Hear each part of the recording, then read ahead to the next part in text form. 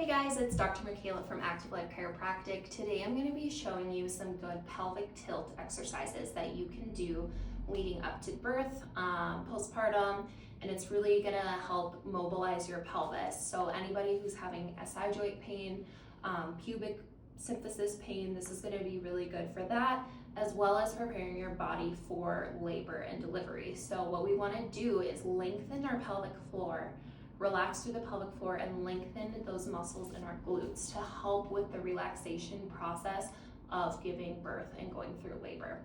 So what I want you to do is, it would be great if you had a birth ball. When you have a birth ball, you want to make sure that you have a high enough one so that your legs are no deeper than 90 degrees. We don't want you to go further down, sink deep so that your hips are below your knees. You want to make sure that your knees are above your hips. And what we want to think about with the pelvic tilt is pulling your pubic bone underneath of you.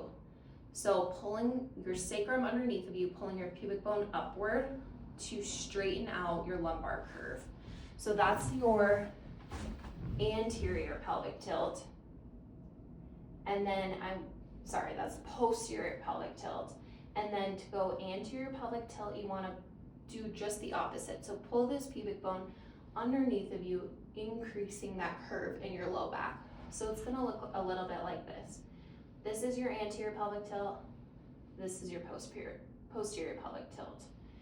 And you should feel your body, especially when you are in this anterior pelvic tilt position, you should feel your pelvic floor lengthen, which also helps if you do some big, deep diaphragmatic breaths during this period as well.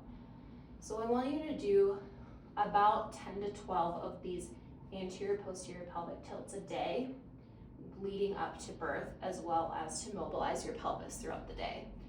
Another thing that you can think about and do is to help with the side movements. So you can pelvic tilt over to each side as well to help lengthen that pelvic floor and move the pelvis throughout the day as well. So if you have any questions about these movements, go ahead and drop them in the comments below or call our office today.